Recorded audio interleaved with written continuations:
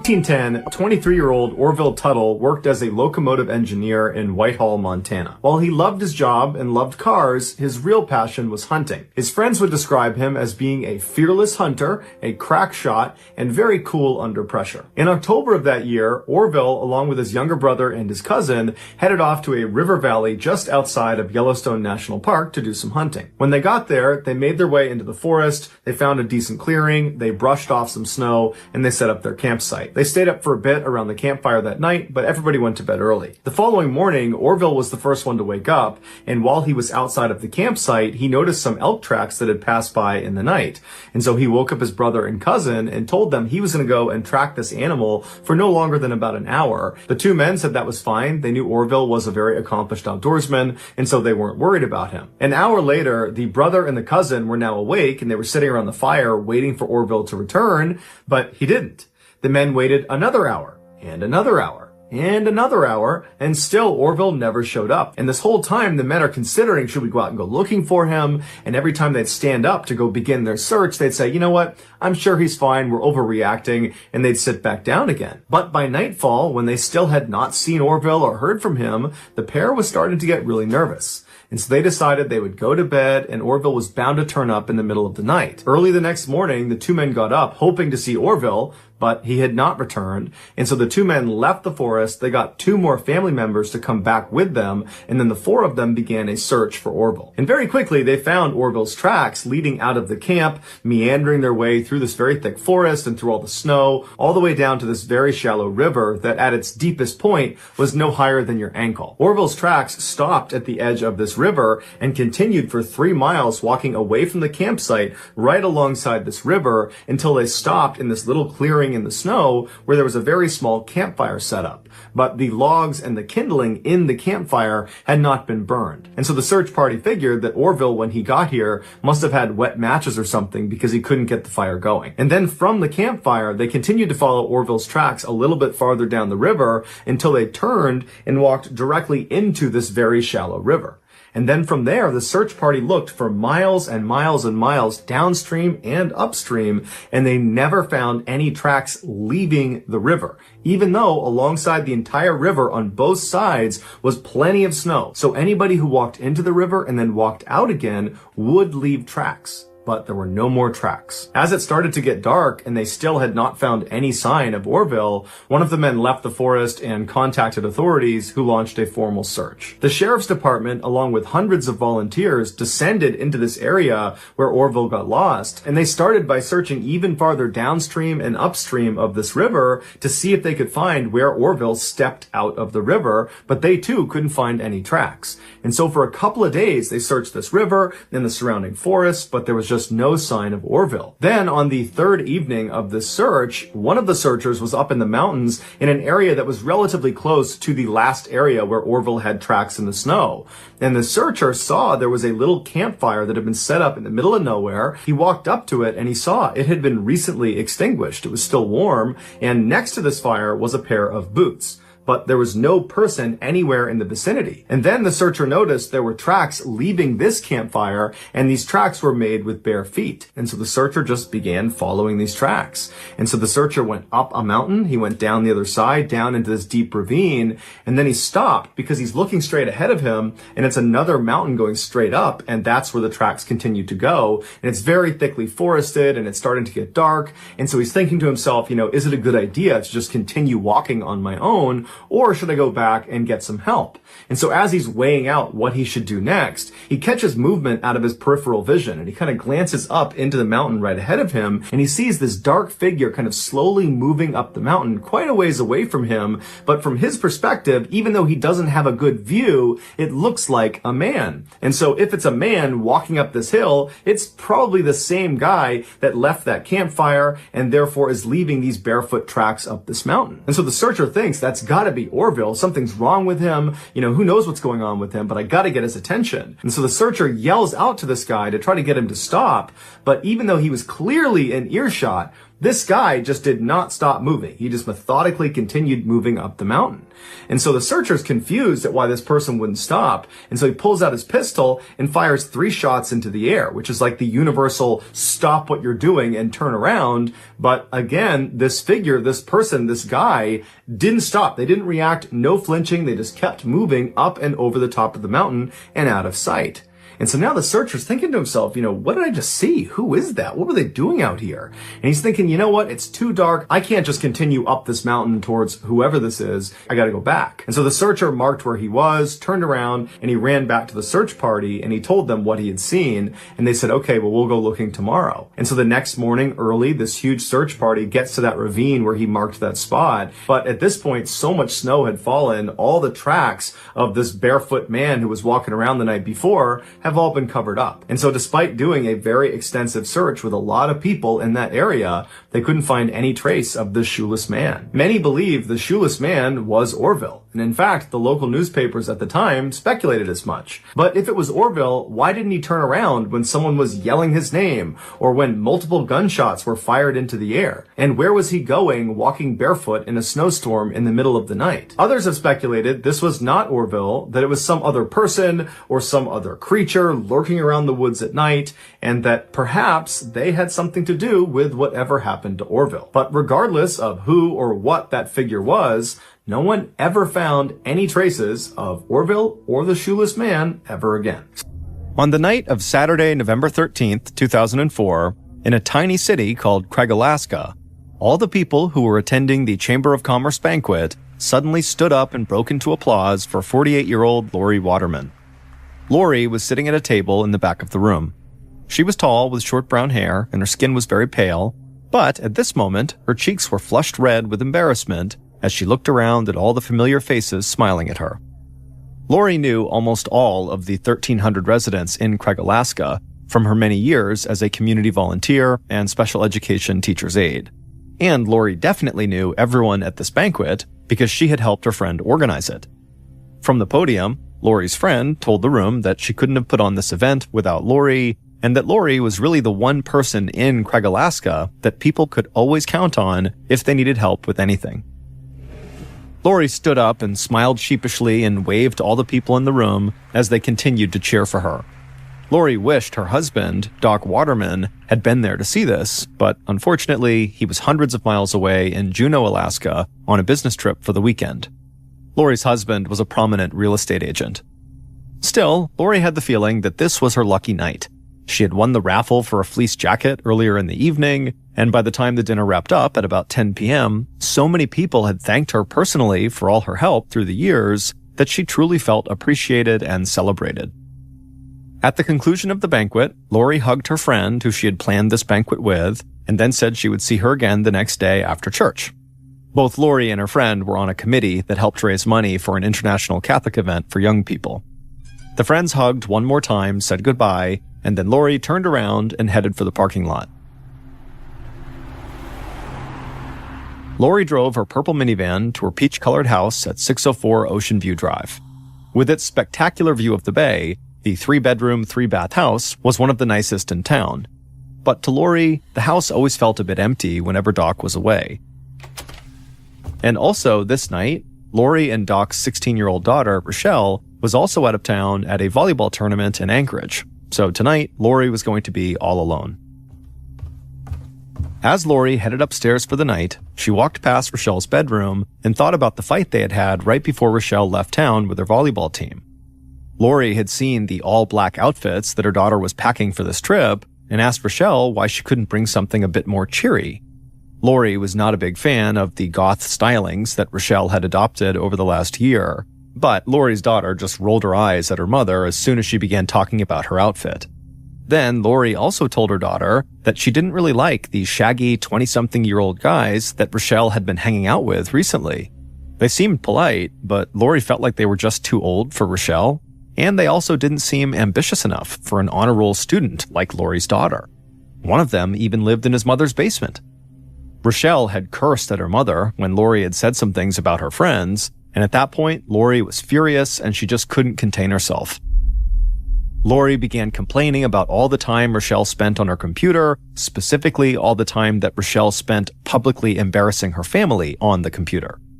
Rochelle was a blogger whose blog, called My Crappy Life, often harshly criticized the people in her life and referred to their town not as Craig, Alaska, but as Hell, Alaska. This online journal really upset Lori because she wanted to give her daughter the best life possible. But the blog's title, My Crappy Life, really made Lori feel like she had failed as a mother. But perhaps what bothered Lori most about the blog was that Rochelle had made their mother-daughter friction public. Once, Rochelle had written about coming home from school and proudly telling her mother that she had scored a 92 on a Spanish test, but she had said her mom, Lori, ignored her grade completely and just told her she should go to fat camp. But that wasn't even true. Lori had told her daughter that maybe she should eat healthier, but never once mentioned fat camp. This fight they got into had ended with Rochelle theatrically throwing even more black clothing into her suitcase and Lori storming out of her room. Now, thinking back over what happened, Lori regretted the things she said and how blunt she had been. She still disliked the gloomy clothes, the two old friends, and the rude-seeming blog, but she really wished she had not offended her daughter. So, while Rochelle was off at her volleyball tournament, Lori had written her a letter, expressing how sorry she was that they had been arguing lately. Lori said that she hoped they could get back to the way things used to be when they were closer. Lori had left this note on Rochelle's nightstand, knowing she would find it when she came home, and Lori hoped it would help reset their relationship. Lori walked down the hall into her and Doc's bedroom and changed into her nightgown. She brushed her teeth and got ready for bed. As she took off her wedding band and engagement ring, she thought about Doc, wishing her husband did not have to travel so much for work. Doc was a dozen years older than Lori, and not far from retirement age. Lori had hoped that he'd start throttling down his workload, but lately it seemed that Doc had been busier than ever. But Lori couldn't help but wonder if maybe there was another reason why Doc was staying away so much. She knew her husband had a wandering eye. People had made innuendos to her about that before. Lori tried not to listen to the gossip. She knew Doc could be a flirt, but she was sure he would never actually cheat on her. Still, on this night, when Lori was already feeling insecure about her relationship with her daughter, the rumors about her husband's supposed affair really nagged at her. Lori slipped into bed around 11 p.m. She grabbed the TV remote from the bedside table and turned on the TV. She didn't mind a little solitude, but she had been on her own for a few days now, and she couldn't wait for her husband and daughter to come home the next day. After a few minutes of TV channel surfing, Lori turned out the lights and drifted off to sleep.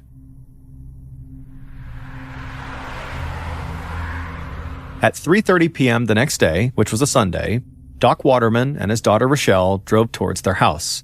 They had been in different cities over the weekend, but their paths had crossed at the airport, and so they headed home together. Like Lori, Doc was a highly respected figure in town. The Vietnam War veteran had his struggles, including the lingering effects of post-traumatic stress, but he'd managed to build a family and a career as the top real estate agent on the whole Prince of Wales Island, which is where Craig, Alaska was, which is one of the biggest islands in the entire United States. Doc steered his car down Ocean View and turned into his driveway. He then opened the garage door to park, and immediately he noticed that his wife's purple minivan was gone. Doc had expected Lori to be home to greet them, but then again, she was always busy, even on a Sunday. Doc figured she must be out running an errand or attending a meeting.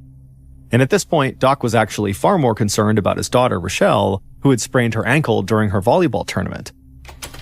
And so Doc helped his daughter limp into the house and upstairs. Rochelle hobbled into her room and sat down on her bed. She looked over at her nightstand and she saw the letter her mother had written her. She unfolded it, and as she started to read, she began to cry. She hated how much she and her mom had been fighting, and she too wished things were different. Eventually, Rochelle wiped the tears away and put the letter down. Meanwhile, Doc walked into the kitchen to check the messages on the answering machine. He noticed an empty bottle of wine sitting on the counter, which he found very odd, because Lori really was not a drinker and certainly would not be drinking on her own. The answering machine showed 3 messages. Doc pressed play and listened, but all the calls were from him checking in as he made his way home. Doc carried his suitcase up to his and Lori's bedroom on the 3rd floor. Normally, he'd drop his luggage on top of the comforter and start to unpack, but the bed was unmade. Lori always made the bed. That is, if Doc didn't beat her to it.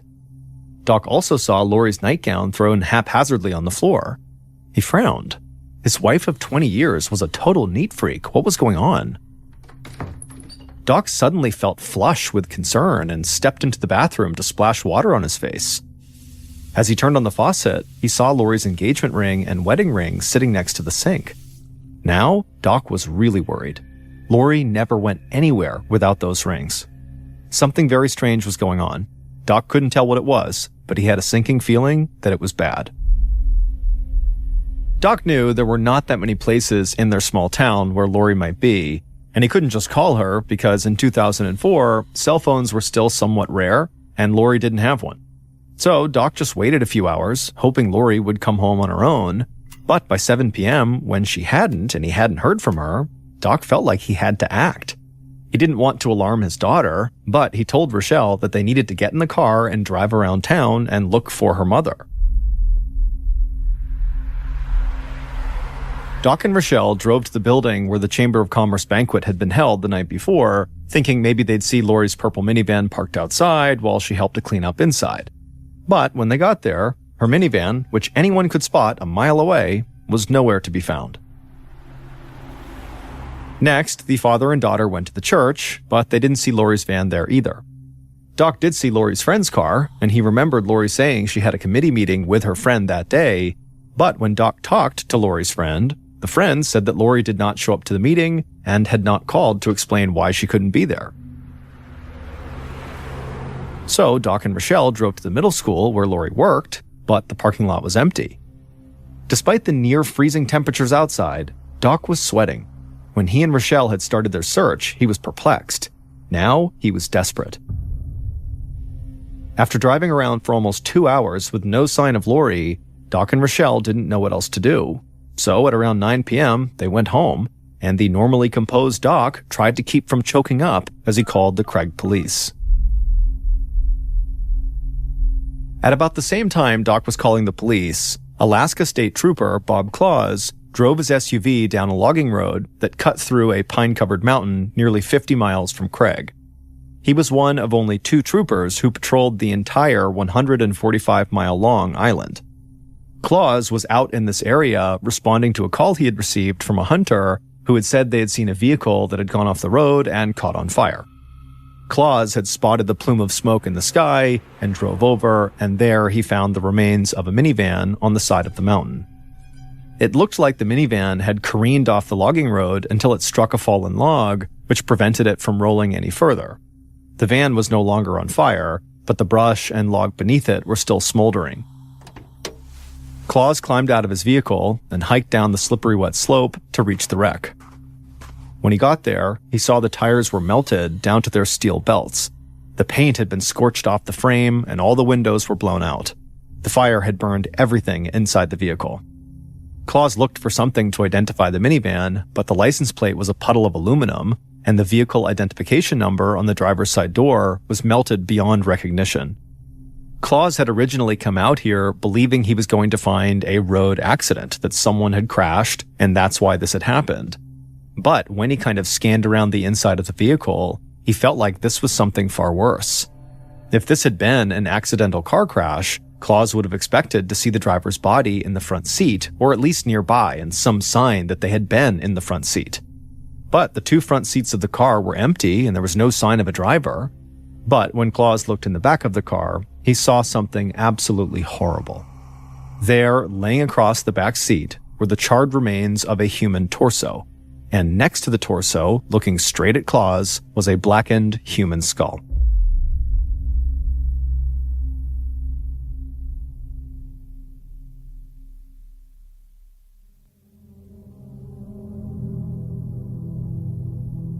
Claus didn't want to move the vehicle or disturb its contents until help arrived, so he radioed his partner and asked him to stay with the minivan while he called his lieutenant in Craig, Alaska. The lieutenant, in turn, called the Alaska Bureau of Investigation to send help. The Bureau promised to send a team, but cautioned that it would take time for help to arrive. Prince of Wales Island is located 800 miles south of Anchorage, and it has no major airports, and so the trip to the island requires 5 different planes. But finally, a day later, the small aircraft carrying state homicide investigator Randy McFerrin, a state fire investigator, and a crime scene technician touched down at a local airstrip. Right away, the investigators drove out to meet the state troopers on that logging road overlooking the crash site. And when they got there, McFerrin peered down at the wreck, while the fire investigator immediately began taking pictures from the seat next to him. McFerrin, a former Army infantry officer, was an experienced investigator who had led 8 homicide investigations by himself. McFerrin got out of the vehicle and shook hands with Trooper Bob Claus. Claus was relieved to see heavy hitters from Anchorage on the scene. Claus had handled all kinds of cases over his career, but this case seemed far more complex than his 2-man station could handle. Claus told McFerrin that they had received a missing person report the night before from the husband of a woman from Craig, a community activist named Lori Waterman. As he said Lori's name, Claus grimaced because he knew Lori really well. His daughter was friendly with her daughter, Rochelle, and like most people in town, Claus liked both Lori and Doc Waterman. It absolutely gutted Claus to think that Lori could be the body in this wreckage, but he would tell the state investigators that that was looking more and more likely. The burned-out vehicle was clearly a minivan, just like the one Lori drove, but the paint had all been scorched off, so it was impossible to tell whether it had once been purple. Claus led McFerrin and the fire investigator down the slope to get a better look at the wreck. The wreck was about 50 yards down the mountain from the gravel road. When they got down to it, McFerrin peered inside at the charred human remains in the back seat. The clothes had burned off completely, and the fire had reduced the lower portion of their legs and the lower portion of the victim's arms to ash, making it truly impossible to tell whether the body was a man or a woman. But right away, the fire investigator could see telltale blistering in the back seat that suggested that an accelerant had caused the fire to burn very hot and fast. In other words, it looked like someone had set this fire on purpose. And adding credibility to that theory, the investigators couldn't find any skid marks on the road, suggesting the driver of this vehicle had never tried to stop. And when people are about to crash, they hit the brakes and they skid, but in this case, there was none of that. McFerrin sighed and looked over at Claus and said, whoever was in this car was murdered. He figured the fire was an attempt to destroy evidence. And whoever had set the fire had very nearly succeeded, because the human remains that crime scene technicians removed from the van weighed just 33 pounds. The rest of that body was just gone. McFerrin ordered the technicians to put all of the human remains into an evidence bag and ship it to Anchorage for an autopsy. Claus arranged for a tow truck to take the wrecked minivan to a nearby garage for further analysis. But as they moved the vehicle, McFerrin found the metal tag from the dashboard that had melted off during the fire, and amazingly, he could still read the minivan's identification number on this tag. And so within minutes, investigators knew exactly who owned this wrecked minivan.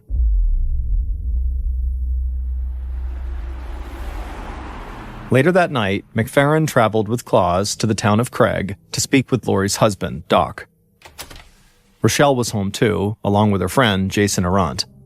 Jason was a large man with flaming red hair, and at 24 years old, he was 8 years older than Rochelle.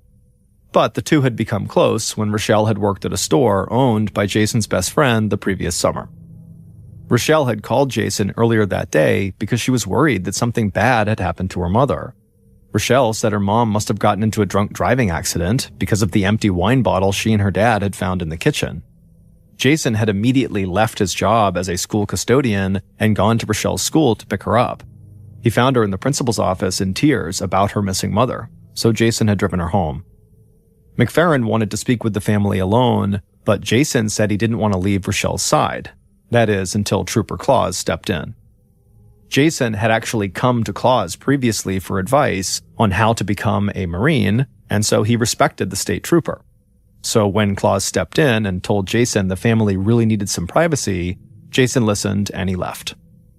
Doc invited Claus and McFerrin into the TV room on the first floor of the house. The investigators sat on the couch, but Doc and Rochelle remained standing, bracing themselves for whatever potentially terrible news they were about to learn. After a pause, McFerrin leaned forward, choosing his words very carefully, as he told Doc that they had discovered Lori's burned-out van in the woods 50 miles away, and there was a body in the back seat. McFerrin said that police still needed to make a positive ID of the body, but no one aside from Lori had been reported missing. And so unfortunately, it seemed very likely that the body was Lori. Doc was silent for a moment, and then he sort of stumbled back and fell into a chair. He had seen more than his share of death in Vietnam, and he had never cried, but this was different. He put his face in his hands, and he wept. Trooper Claus turned to Rochelle, who he had known since she was a little girl, and told her how very sorry he was. But Rochelle didn't respond. Instead, she ran upstairs to her bedroom and slammed the door.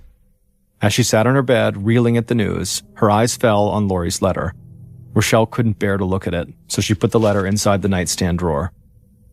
Meanwhile, downstairs, McFerrin had to make a very difficult request. He needed Doc to obtain his wife's dental x-rays to help identify the body.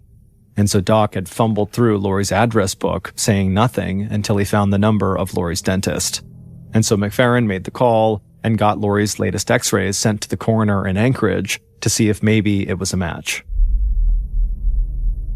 After hanging up with the dentist, McFerrin and Claus asked Doc to walk them through his house and show them everything he had found the day before that seemed sort of strange or out of place and contributed to his worry about his wife. And in fact, in the day since Doc had come home, he had found even more alarming evidence of a crime. Doc took the investigators up to his and Lori's bedroom to show them the tip of a rubber glove and also a 5-inch long fiber from a rope he had found in the sheets of their bed. Then Doc pulled back the comforter on his bed to show them a spot of blood on the sheets. He said at first he assumed this might be menstrual blood, but when he had looked closer, he had seen a few other spots on both sides of the bed. Doc told the investigators that he had no idea who would want to harm his wife. Claus agreed that everyone on the island really seemed to love Lori. At this point, McFerrin very gently told Doc to go ahead and leave the house along with his daughter, because now their home was officially a crime scene and it would soon be cordoned off with yellow tape.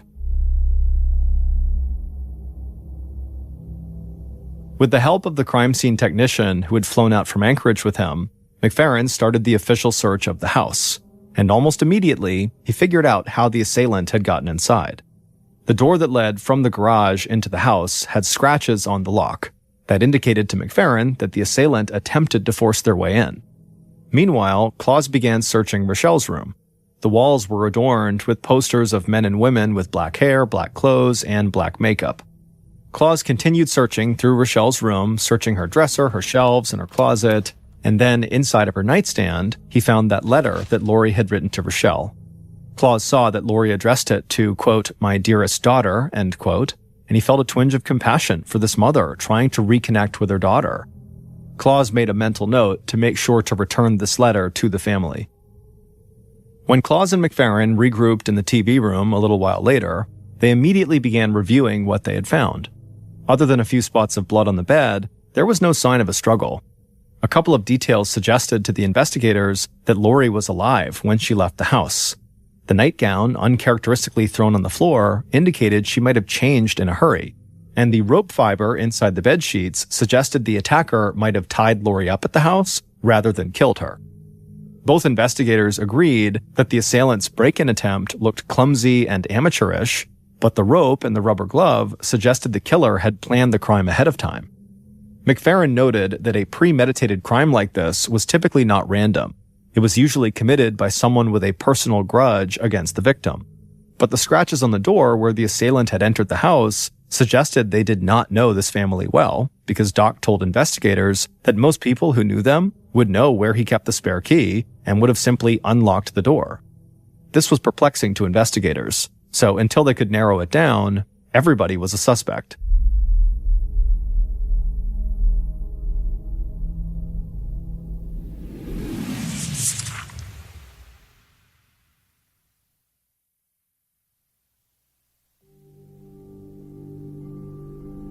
Statistically, the most likely person to have murdered Lori was her own husband.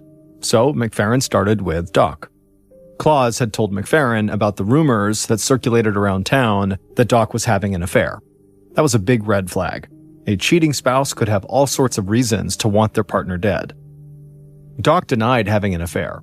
He knew what people said about him, and he admitted that he could be flirtatious, plus he was away from home a lot. Small-town rumors really didn't need much more fuel than that. But even if he had been having an affair, it didn't matter. He had a rock-solid alibi. He was over 200 miles away in Juneau at the time of the murder. McFerrin made a mental note to look into the family's finances and phone records to see if Doc could have hired someone to kill Lori while he was away. But he suspected that was a total long shot. If Doc had been involved in planning this crime, McFerrin was pretty sure the killer would not have had such a hard time getting into the house in the first place. Surely if Doc had hired someone to murder his wife, he would have told the killer where to find the spare key. The following day, which was Tuesday, November 16th, McFerrin finally heard back from the coroner in Anchorage, and as expected, the body was Lori's. The coroner said the fire that had erupted inside of that minivan had reached 1,800 degrees Fahrenheit, the same heat at which bodies are cremated, damaging the remains so badly that a proper autopsy was nearly impossible.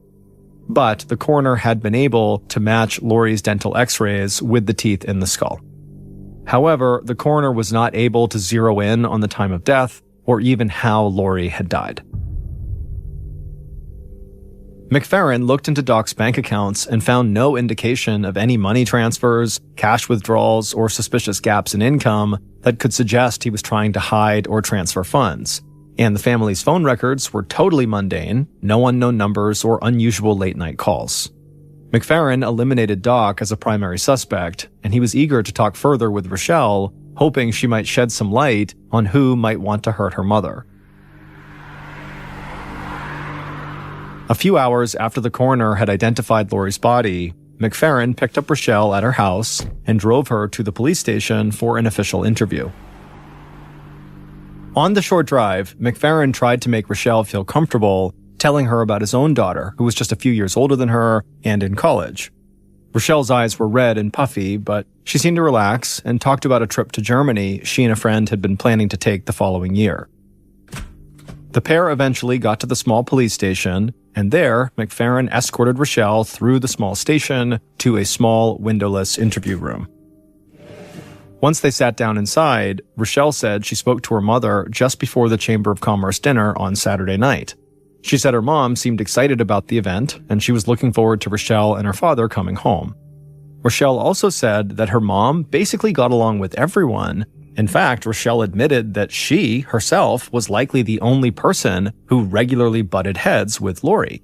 And even that was nothing major. Most of their arguments were over the way Rochelle dressed or the way she painted her nails black. McFerrin then picked up Lori's letter and read it aloud to Rochelle, and then asked her what could have inspired her mother to write it. Rochelle admitted that her mother did not like some of her friends because they were too old in her mother's eyes, and so they had argued about that. She said her mom especially disliked Jason, her friend who had been at the house when investigators had first visited, but Rochelle said her mom just didn't understand. Rochelle said that her mom was convinced that Rochelle was dating Jason, but Rochelle said she was not. He was just a good friend, nothing more. McFerrin would ask Rochelle several more questions, and he would eventually learn about her blog, which also was a point of contention in Rochelle and Lori's lives. But eventually the interview came to an end, and overall, nothing major really came out of it. However, McFerrin was interested to look more closely at Rochelle's blog. So he drove Rochelle home, and then he and Claus went back to the station, and they sat down at a computer, and they loaded up Rochelle's blog. The blog was pretty harsh. Rochelle complained about her mother a lot, even calling her nasty names like psycho bitch. But both McFerrin and Claus were fathers to girls around Rochelle's age, and they were well aware of the friction that can grow between teenage daughters and their mothers. And so nothing in Rochelle's blog struck either detective as anything more than a typical teenage girl's diary, well, except for the fact that the blog was public. And so they wondered if maybe somebody reading Rochelle's blog had become really fixated with Rochelle's conflicts with her mother.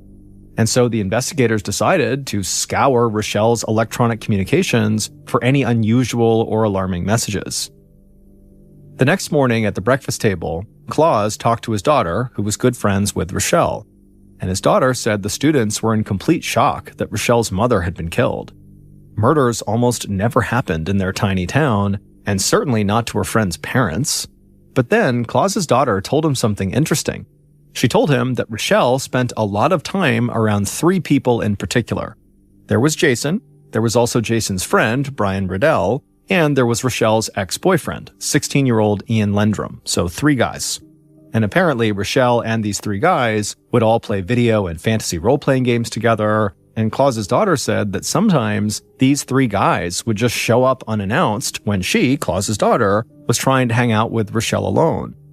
Claus's ears pricked up at this. Rochelle had not mentioned that she had an ex-boyfriend. Claus called McFerrin and told him they needed to speak with Ian Lendrum right away.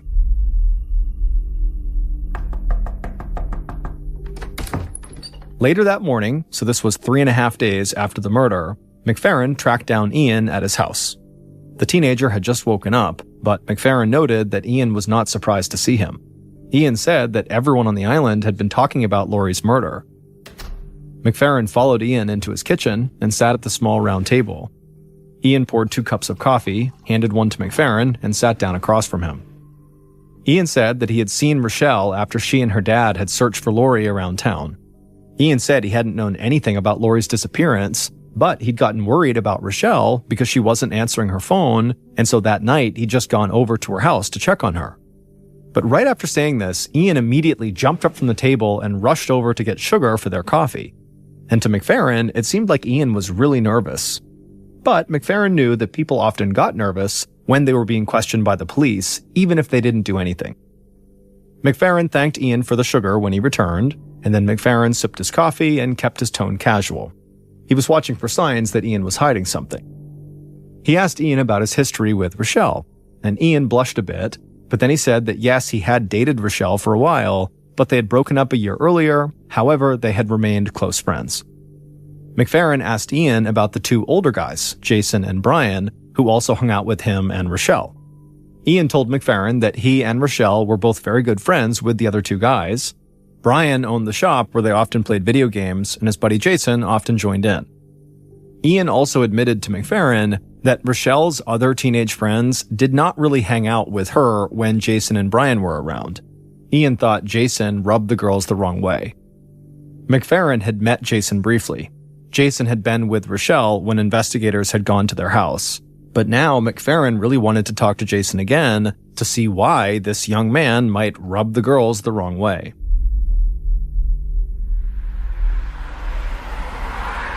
At noon the same day, McFerrin met with Jason at the trooper post near the high school where Jason worked.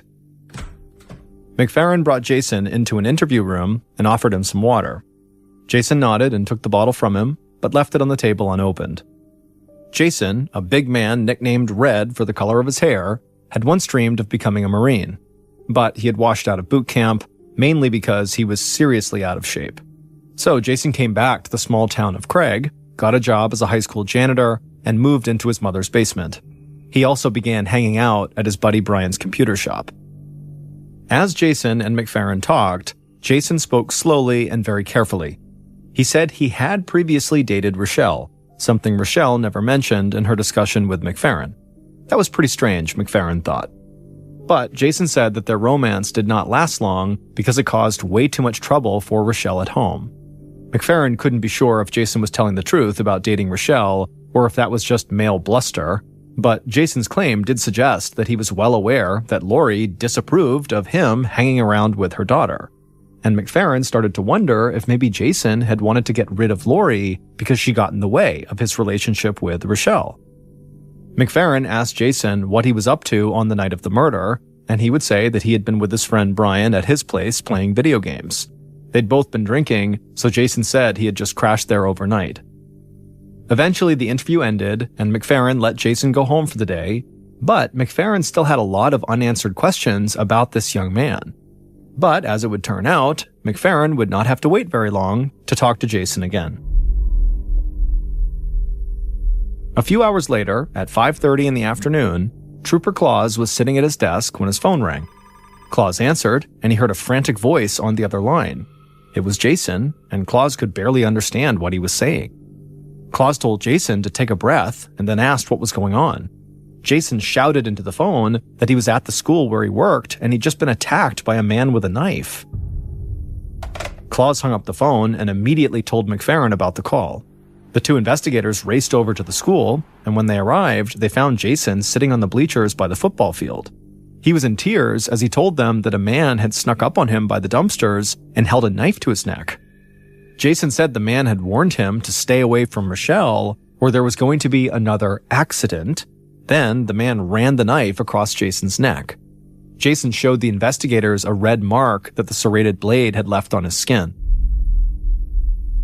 Claus and McFerrin exchanged looks that expressed their doubts.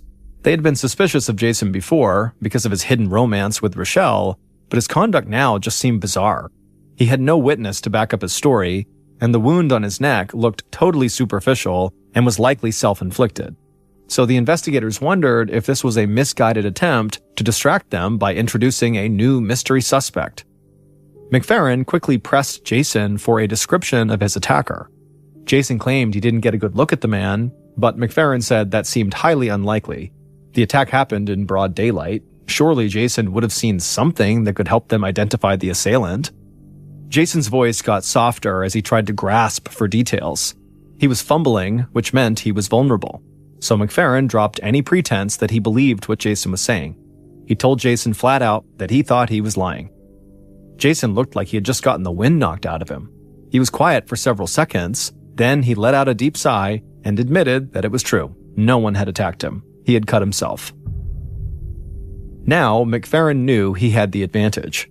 So he narrowed his eyes, stepped a bit closer to Jason to kind of intimidate him, and he told Jason that he thought he was also lying about another story he had told police.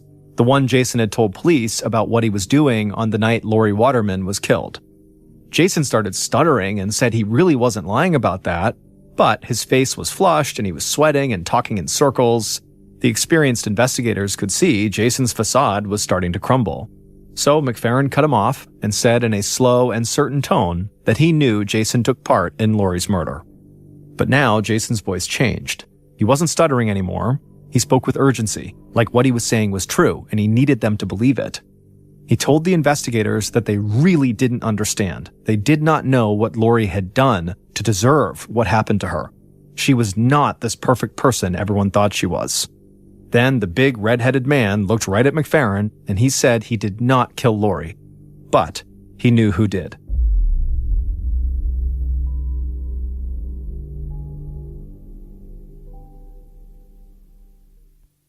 Based on information provided by Jason and evidence discovered throughout the investigation, here is a reconstruction of what happened to Lori Waterman on the evening of Saturday, November 13th, 2004.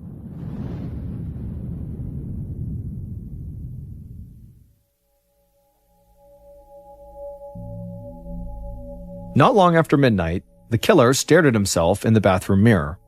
He picked up an electric razor from the counter, flipped it on, and methodically shaved off his bushy brown beard. When his face was clean-shaven, he brought the razor up to his head, and clumps of his floppy brown hair started falling into the sink. He knew from TV crime shows that a few strands of hair could give a killer away, so he wanted to make sure none of his hairs were left behind at the crime scene, hence why he was shaving them all off. A little before 1 a.m., the killer walked into his bedroom and grabbed a trash bag off the floor. Then he threw a bunch of supplies, including a roll of duct tape, a bristly old rope, and a bottle of wine, into that bag. With his break-in kit in hand, he stepped outside and got into his partner's idling pickup truck, and the two of them drove together to Lori's house. When they arrived, the killer picked his trash bag off the floorboard, got out of the truck, and closed the passenger door behind him. His partner sped away down the street. The killer looked at the big peach-colored house in the moonlight and reminded himself why he was doing this. A dangerous woman lived in that house, and she needed to be stopped. The killer pulled a pair of latex gloves from the trash bag, slipped them on, and then climbed into the two-car garage through a window. Once inside, he tried the door that led into the house, but it was locked. He tried to jimmy open the door with a butter knife that he'd brought along. He scratched up the striker plate on the lock, but he just couldn't get it to open. So he removed the cat door, crouched down, reached through the opening, stretched his arm out to unlock the door from the other side, and then let himself in. Once inside, the killer walked upstairs to the 3rd floor and walked through an open door into the master bedroom where Lori was fast asleep. But the killer didn't do anything. Instead, the killer darted out of the bedroom, went back downstairs, and spent the next 2 hours pacing around the house while Lori slept upstairs, psyching himself up to go back up there and kill her. And finally, after 2 hours, at about 3 a.m., the killer was ready, so he grabbed his flashlight and other supplies from the trash bag and made his move. He went upstairs and burst into Lori's room and immediately enveloped her head with a t-shirt before she could even wake up. He put his massive weight on top of Lori, pinning her to the bed. Lori couldn't scream, she couldn't move, she couldn't do anything. Then the killer secured a cloth over her mouth with duct tape. The killer tied his rope around Lori's neck like a dog leash and dragged her from the bed across the room. He rifled through Lori's dresser, pulling out a sweater and jeans, and ordered her to change out of her nightgown. Lori complied with his demands, changing into street clothes right in front of him. The killer held the rope so she wouldn't go anywhere, but he averted his gaze. After Lori had changed, the killer wrapped socks around her wrists and then duct taped over them, sealing her wrists together. He didn't want to leave any residue from the tape on her skin, which is why he taped directly on the socks. The killer then forced Lori, who was now bound and gagged, down the stairs into her kitchen. And then once they were down there, he sat her down and took the gag from her mouth. He opened up the bottle of wine that he'd brought along, poured her a full glass, and forced her to drink it as he held it. He kept forcing Lori to drink wine until she'd finished the entire bottle. Then the killer put the gag back in Lori's mouth and led her out to the garage. He opened the back door of her purple minivan and ordered her to lie down across the back seat. Lori was now very drunk, but the killer was still worried about her making a run for it, so he tied her to an armrest and back to make sure she couldn't go anywhere. But after doing this, the killer noticed that the tip of his latex glove had ripped off while he was securing Lori with duct tape. Worried that he might leave a trace of his DNA in this tip of the glove, he ran back inside and back upstairs and scoured the bedroom, but he could never find that piece of latex. Cursing, he rushed back down to the garage. It was now close to 4 a.m., which meant he did not have much time until dawn.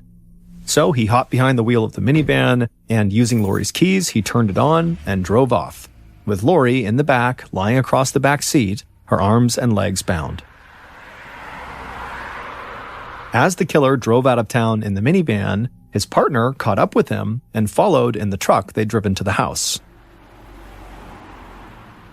The killer drove about half an hour north of town, where the roads turned to gravel, and then he continued for another 30 minutes through the thick hillsides of Prince of Wales Island.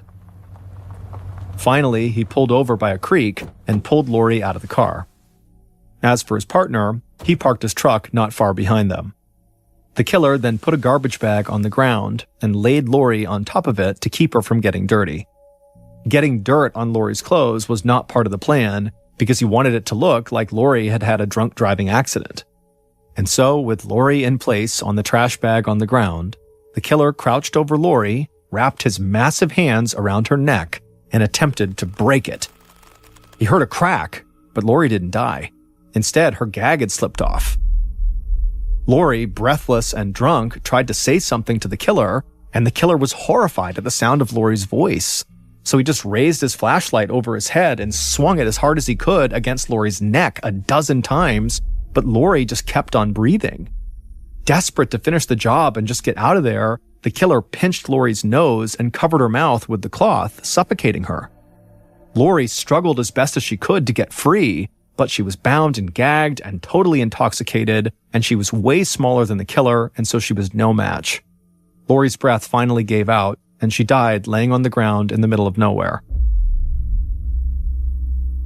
The killer checked Lori's wrist for a pulse, and when he couldn't find one, he concluded that she was dead. However, after he cut off the tape around Lori's wrists and ankles, he could see there were clear marks on her neck, and there was mud on her clothes despite his efforts to keep mud off of them, and so this made him rethink his plan. He knew this would not look like a drunk driving accident. So at 5 a.m., the killer put Lori's body back in the purple minivan and pushed the vehicle off the logging road down a steep embankment. It crashed into a fallen tree and came to a stop. The killer's partner had not planned for any of this, but he knew the plan was changing. The killer now wanted to destroy all the evidence.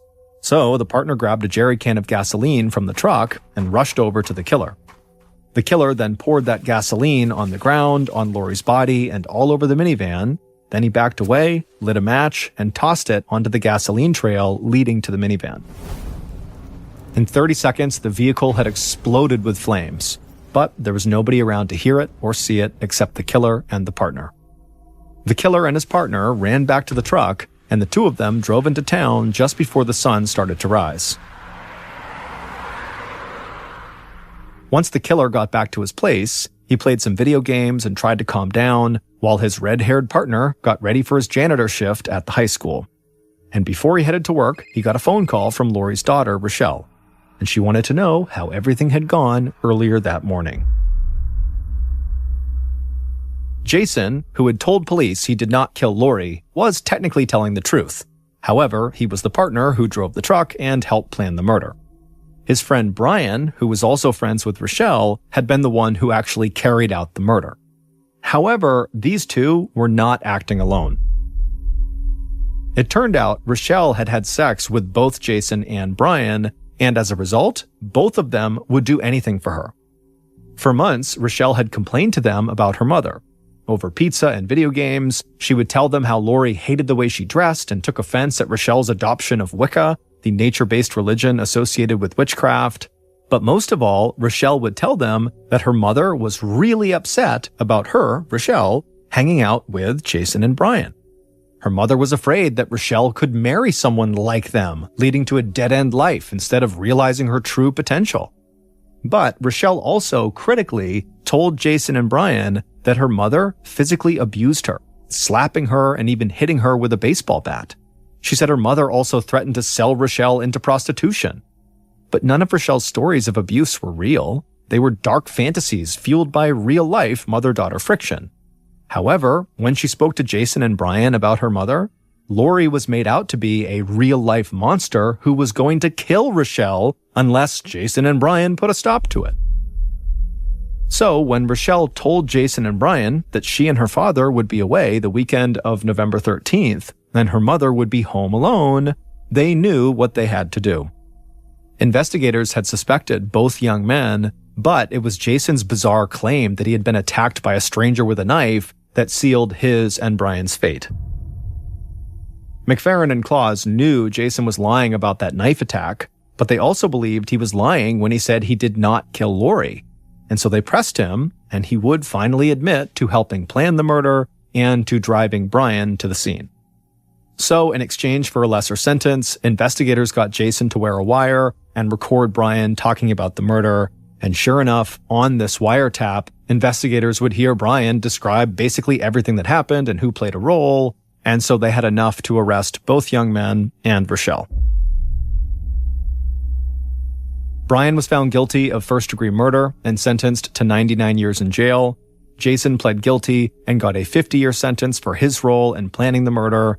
As for Rochelle, she actually pled innocent, insisting that she told Jason to stop Brian from going ahead with the plan, but either Jason never relayed the message to Brian, or Brian just ignored it. In 2011, Rochelle was found not guilty of murder, but was found guilty of criminally negligent homicide. The jury found that even though Rochelle did not take part in her mother's murder, she clearly knew what Jason and Brian were planning and did very little to stop them. Rochelle served 3 years in prison and was released in 2015. She moved to Florida, where she revived her My Crappy Life blog and continues to maintain it. One of the most insane jobs in the world is being a saturation diver for an oil and gas company.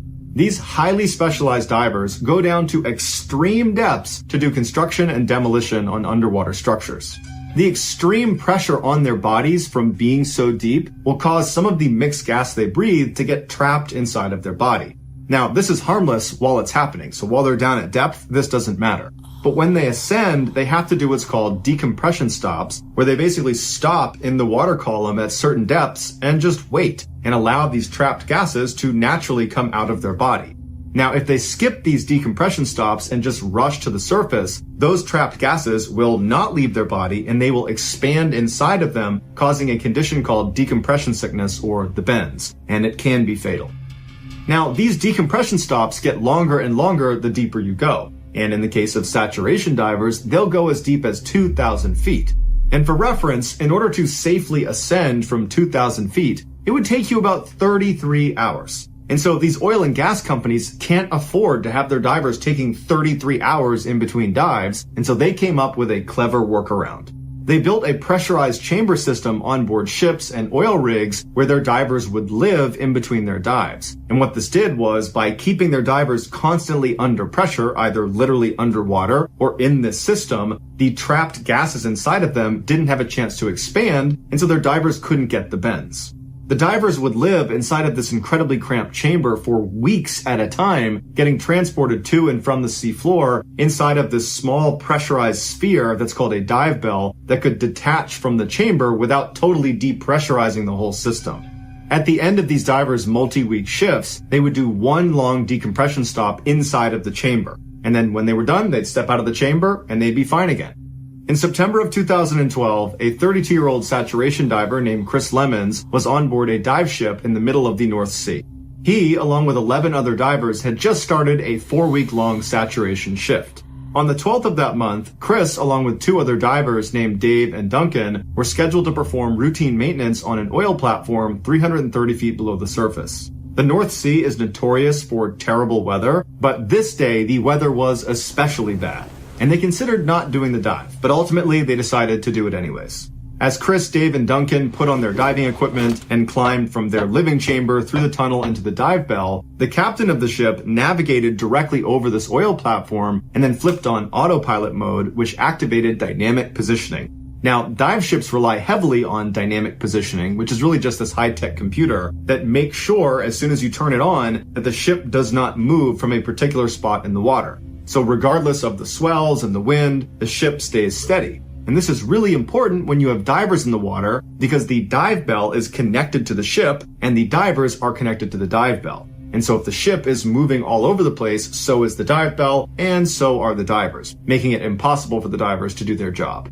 Once the captain had the dynamic positioning up and running, the 3 divers sealed the door of the dive bell behind them, and then the dive bell was detached from the chamber and then lowered through a hole in the middle of the ship into the ocean. Once the bell got down to 330 feet, Chris opened up a hatch on the bottom of the dive bell that led directly into the water. Now, because the pressure inside the bell matches the pressure outside the bell, water does not come in through this hole. Duncan was the bellman for the night, so he would not be going out and doing any diving. He would be staying in the bell to support Dave and Chris. And so he helped them get their big helmets on and connected their umbilical to each of them. Sat divers, when they're outside of the bell, are completely reliant on their umbilical. It's this long stretch of tubes and wires that are connected directly to their suit and to their helmet, and it provides air as well as heat and electricity to their lights, and it provides radio communication up to the people on the boat. Once Chris and Dave were all set up, they slipped through the hole at the bottom of the bell, which brought them down to this little platform that was suspended right below the bell, and from there they leapt off all the way down to the sea floor. Now, sat divers will say that leap from that platform is both amazing and terrifying, because once you leave the bell, it's completely pitch black all around you, so there's no reference point of how fast you're going or even how close to the ground you are. And so it feels like you're just sinking into this endless abyss before you crash into the ground. Once Chris and Dave did hit the ground, they stood up and began walking, and they were directed by the radio in their helmet which direction they needed to go to reach this oil platform. The oil platform was 11 meters tall, and it looked like a sort of pyramid of these big steel pipes. They climbed up the side until they reached their respective working area, and then they settled in to do their job, which they expected to take about 6 hours. At first, everything was going to plan, but about an hour into the job, something went terribly wrong on the surface. The dynamic positioning computer failed. Now, the captain immediately saw it and just expected the backup computer to kick in and take over. But in a terrible turn of luck, the backup computer also failed. And so very quickly, this huge dive ship began drifting in the rough seas, dragging with it the dive bell and the divers 330 feet below. While the captain struggled to try to fix the system and get it back online and get the ship back on station, another crew member hopped on the radio and called down to Dave and Chris, who were outside of the dive bell, and told them to abandon the structure and get back in the bell ASAP. And Chris and Dave could tell from the urgency in this person's voice that this was no drill, this was serious. Chris and Dave were both positioned on the south side of the structure about halfway up, and their umbilicals were running straight up the structure and then northward because the ship was drifting northward. So neither Chris nor Dave could go around the structure. They needed to go straight up before being able to climb their umbilicals back up to the bell. And so both men began climbing, but they could feel the tension on their umbilical was getting tighter and tighter, and Dave managed to get all the way to the top, and he cleared the lip, and as soon as he was on top, he started getting pulled away from the structure. And he looked to see if Chris was also getting pulled, and all he saw was Chris's umbilical, impossibly stretched, still draped over the south side, and he could not see Chris. And that's when Dave, Duncan, and all the people on the surface heard Chris come over the radio frantically saying he was stuck on the underwater structure. His umbilical had gotten wrapped around one of the pylons. And so through the radio, Chris asked Duncan to give him more slack. But Duncan said, "There is no more slack. We are completely tight here. You have to get it free." And Chris would say, "I can't unfree it. It keeps getting tighter and tighter. I can't get it off the pylon." And so Dave jumped down onto the platform and tried to pull himself over to Chris, but his own umbilical was getting pulled towards the dive bell, and so he could not help Chris. And so Dave knew he couldn't do anything, so he turned and began crawling up his umbilical towards the dive bell, and as he's climbing, he hears behind him this extremely loud explosion. It sounded like a shotgun going off, and what it was Chris's umbilical snapping under the tension. As soon as the umbilical snapped, it sent Chris flying backwards off the structure, falling towards the ocean floor. Without his umbilical, he wouldn't have had light, he wouldn't have had a radio to talk to anybody up on the boat, he wouldn't have had heat, and the water was just barely above freezing, and so he would have been very cold very fast, and he would not have had an air supply. Although he would have had 2 backup canisters on his back that would automatically turn on, however, they only gave him 5 or maybe 6 minutes of air. And so when Chris hit the ocean floor, it would have been eerily quiet and totally, completely pitch black. He stood up at some point and looked around him and didn't see anything, but knew he had to get back to the underwater structure. It was his only chance of anybody finding him again. And so he had to make the impossible decision of just choosing a direction and blindly walking, not having any idea what you're walking towards. Choose wrong and you might walk over a cliff. But at some point, Chris made up his mind and just began walking in a single direction, and miraculously, he walked into the underwater structure. He climbed up the side until he got to the top, which was a flat metal grate, and there he looked around and saw there was no dive bell, there was no sign of anything. It was just him. He was completely all alone. And he must have known at this point that he was running out of air. He probably had maybe 1 or 2 minutes left. And so he would have been acutely aware that even if they're looking for him, they're not going to find him in time. He's going to die. And at some point, breathing would have become extremely difficult until there was no more air, and then he would have passed out and keeled over. Back on the surface, the captain was desperately trying to use manual controls to pilot the ship back over where Chris was, but because of how rough the seas were, it was proving to be nearly impossible. As the captain struggled, other members of the crew launched a remote-controlled vehicle into the water to at least go down and try to find Chris. And so they decided they would just pilot straight to the underwater structure and begin looking around that area.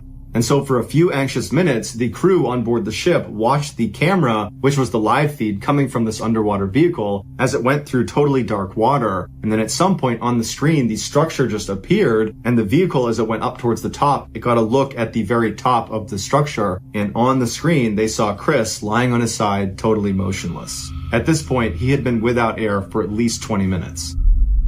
In a last-ditch effort, the captain decided to completely power off the ship and its computer and just do a hard reset, something that you would never do, especially in rough seas, because if it doesn't come back on again, you are dead in the water. But when they turned it back on again, the ship came on and the computer system came back online, including the dynamic positioning computer. And so the captain immediately threw it on autopilot and the ship navigated right over where Chris's last position was. After Chris's umbilical had broken, Dave had managed to climb back up to the bell, and he was just standing underneath that platform right beneath it. And so when the ship got right back over Chris's position, Dave leapt off the platform, got to the seafloor, climbed up the structure, grabbed hold of Chris's body, and hauled him back up into the bell. Once Chris's body was inside the bell, Duncan, the bellman, removed Chris's helmet, and he saw that his face was blue and he was totally lifeless, but Duncan immediately just gave him mouth-to-mouth resuscitation. And after giving him 2 big breaths, Chris came back to life. He started gagging and coughing, and he's looking around wide-eyed, and Duncan and Dave are looking at him like, you gotta be kidding me, you're supposed to be dead. And after about 30 seconds, the color in Chris's face had totally come back, and he was looking at Duncan and Dave and asked them, what happened? And Duncan and Dave didn't have an answer for him. And so instead, all 3 men just started laughing and hugging. They could not believe it. Once Chris was brought back up to the ship, the dive medic looked at him and concluded that nothing was wrong with him. He was perfectly fine, despite the fact he had been without an air supply for over 30 minutes. And 3 weeks after the incident, Chris was back down saturation diving again. Today, scientists don't know how Chris survived. The leading theory is that it was just so cold, it slowed his heart and his brain down, and that somehow kept him alive. But the reality is, his survival is a total mystery.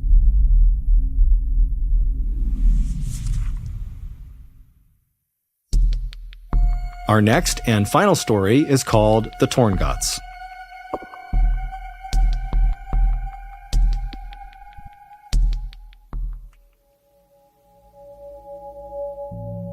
On July 19, 2013, 49-year-old Matt Dyer climbed on board a tiny 19-seat Twin Otter airplane that was parked on the tarmac of the Montreal International Airport in Canada. Matt was about to take off on the first of 2 flights that would take him and 7 other adventurous people deep into one of the most remote and wild regions in North America. For Matt, this trip was going to be the most amazing journey of his life. He had seen the ad for this 2-week-long expedition about a year earlier when he was looking through a magazine put out by an environmental organization called the Sierra Club. Now, even though Matt was a lawyer, he didn't make much money. He lived in this tiny town in central Maine where he made a living by offering either free or very low-cost legal assistance for some of the state's poorest residents. But Matt was an avid outdoorsman. And when he saw the opportunity to explore one of Canada's newest national parks that was so far north it was practically in the Arctic Circle, he decided the hefty $6,000 price tag was well worth it.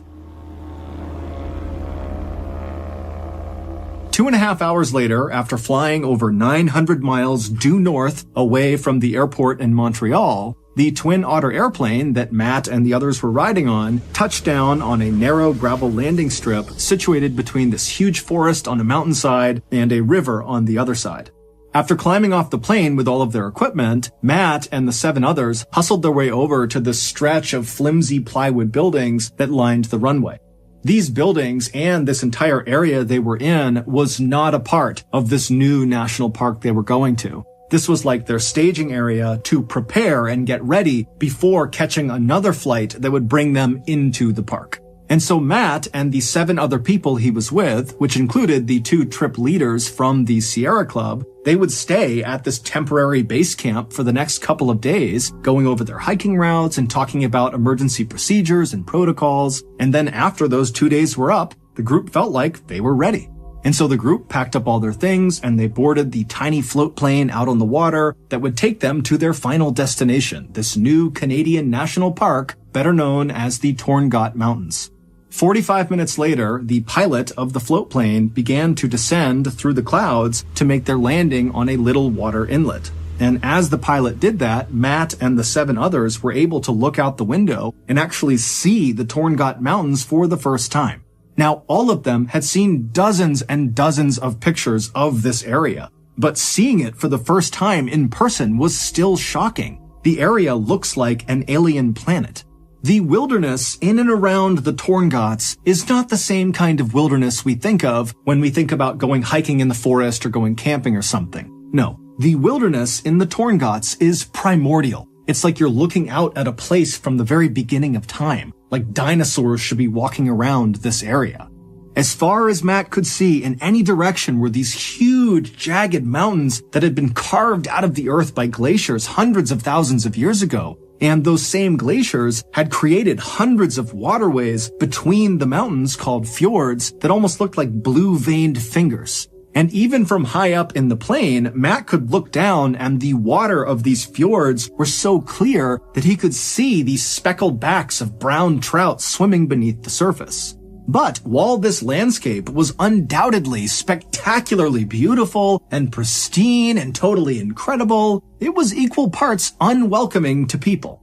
There are no roads in the Torngots, there's no campsites, there's no facilities, there's no internet, there's no cell phone, and the weather is unbelievably harsh. It's freezing cold and wet most of the time, and then even when it's a little bit warm and a little bit nice there, the weather can change in an instant and become freezing cold and wet all over again.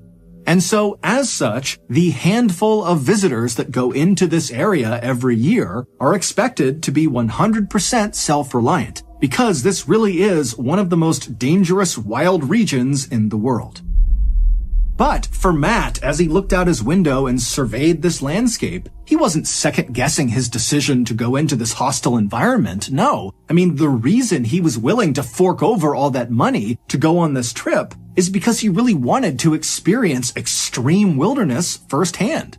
And so finally, the pilot of the float plane came into land on this little water inlet, and then the pilot ferried the craft over to this beach, and then Matt and the 7 others piled off onto land with all of their things, and then as the pilot turned around and left, the 2 Sierra Club trip leaders, a 61-year-old man named Rich Gross and a 60-year-old woman named Marta Chase, told the group to pick up their things and follow them. And so Rich and Marta led the hikers about 500 feet away from where they had just been dropped off up to this slightly elevated, mostly flat area that kind of overlooked the fjord and had this incredible view of all the mountains around them. Now, unlike the temporary base camp they had been at for the past couple of days, this camp was nowhere near any forests. They were basically on a wide open plain that kind of went right up into these mountains. So it's very wide open where they're staying. And so after Rich and Marta instructed the group where to set up their tents, Matt and the others got to doing that, and then after they were all set up, Rich and Marta put a small electric fence around the perimeter of their tents to keep any nosy animals out, and then the group headed up a little bit higher on this mountain near them to take their first group photo. And in this photo, they all look so happy and so excited for what's to come. And over the next couple of days, their trip would go exactly to plan. During the daytime hours, they would hike all of their pre-planned hiking routes all over the mountains and down near the water, and at night they would eat their food and drink fresh water from the fjord and swap stories from back home. But their perfect trip was about to become a nightmare. In the early evening hours of Tuesday, July 23rd, so 2 days after the group arrived in the Torngot Mountains, Matt and the others returned from one of their hikes. Now, the day had been cold and rainy, but the group was in good spirits. This was their last day at this particular camping spot. The next morning, they were going to pack up and head farther inland to their next camping spot.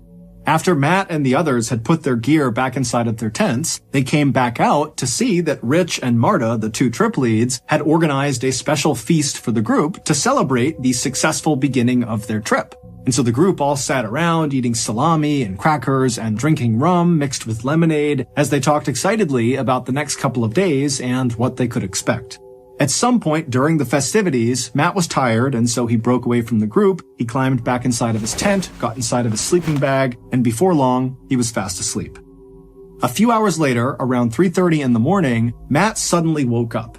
He had no idea what had woken him up, and so for a second, he just lay there listening to the outside world and just kind of staring straight up. Now, the moon was out that night, so there was some illumination, and as he looked straight up at the underside of his tent, he sees this huge figure move across the side of his tent and then stop right on top of him.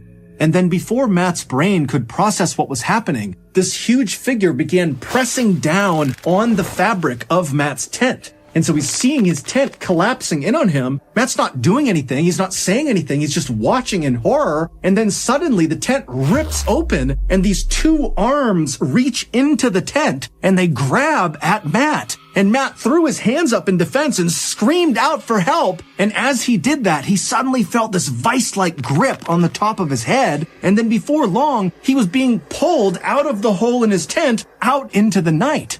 And as Matt is being dragged along on the ground, having no idea what's going on, he can't move. All he can hear is this crunching sound, which he would later find out was the sound of his skull and jaw breaking. And he started to smell this horrible rotten fish smell, and then he felt what felt like saliva coming over his face. And then Matt began kind of trying to look around because he couldn't really move his head, and he noticed all he could see was white fur.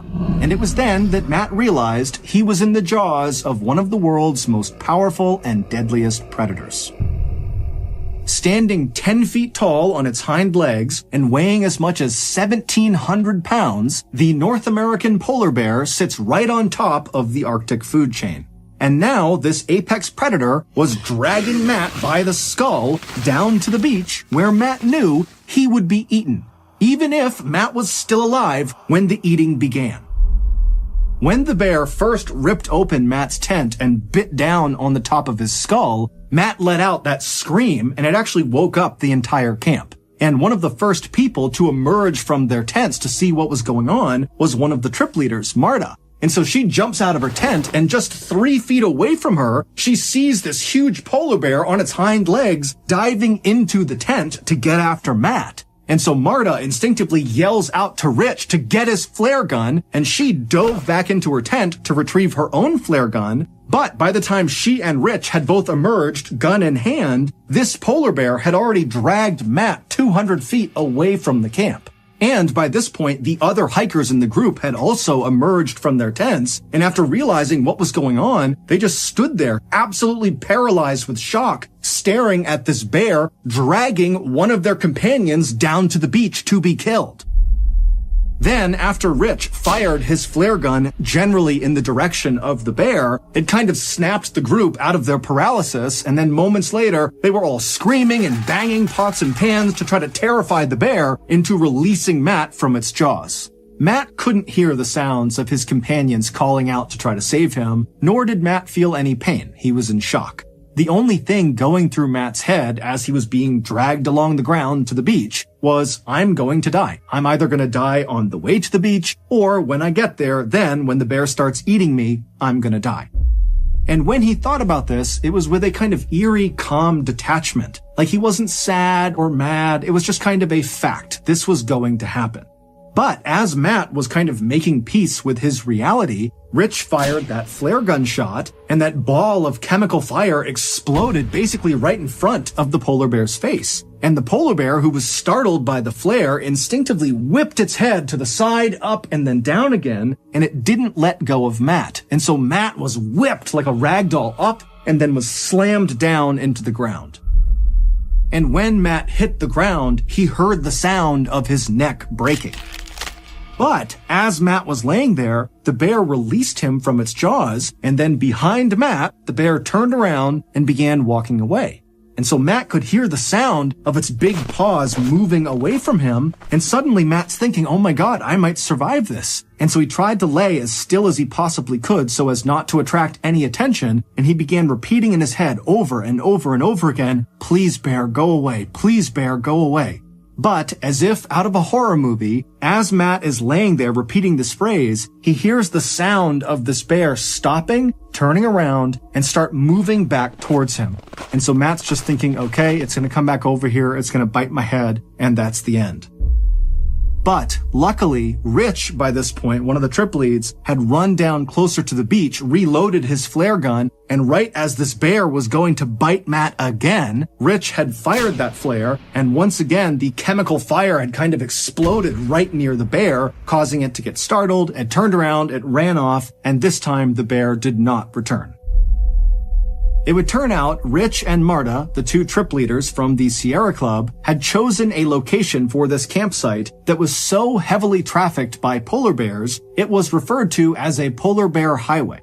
when all of the hikers, which included Marta and Rich, had been given their safety brief when they were staying in those plywood structures at that base camp near the runway, well, part of the brief was whenever you make camp in the Torngots, you want to be at least a quarter mile away from water. Go way inland because the polar bears hunt and fish and walk around right along the edge of these fjords.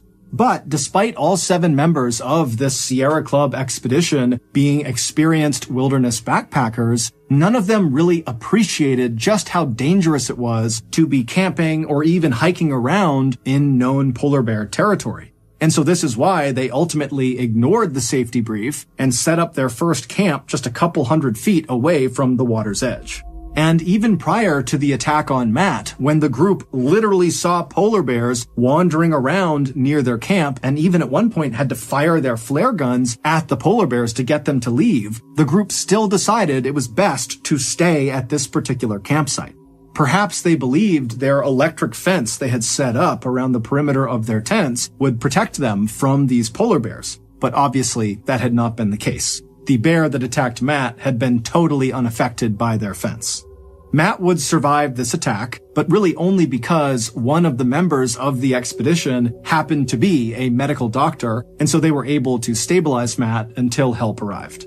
Matt's injuries were extensive. They included a broken skull, a broken jaw. He had slash marks and puncture wounds all over his head and his neck, and all of those wounds got horribly infected. And also his voice was permanently changed as well because the bear also slashed his vocal cords. Following the attack on Matt, Parks Canada, which is the agency that oversees all of Canada's national parks, including Torngots, has mandated that any organization going into Torngots National Park has to have a polar bear protection plan in place. As for Matt, he does not make a big deal about his near-death experience. In fact, he kind of makes light of it and sometimes even makes jokes about it. As for the polar bear that attacked him, Matt holds no ill will. If anything, the attack has made him more interested and appreciative of the apex predator. In August of 2014, so 11 months after Matt's brush with death, he returned to the Torngots and even visited the actual site of the attack, perhaps to get closure. Except this time, he was in the company of an armed polar bear expert.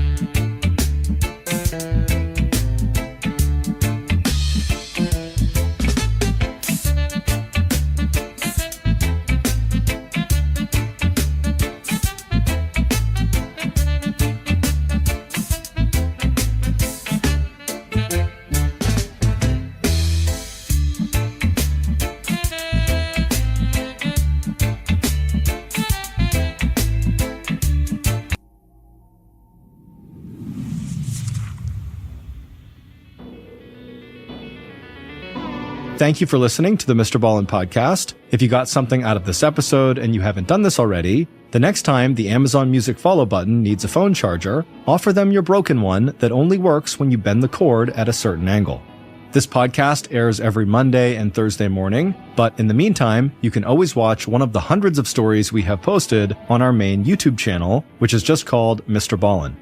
We have a registered 501c3 charitable organization called the Mr. Ballin Foundation that honors and supports victims of violent crime as well as their families. Monthly donors to the Mr. Ballin Foundation Honor Them Society will receive free gifts and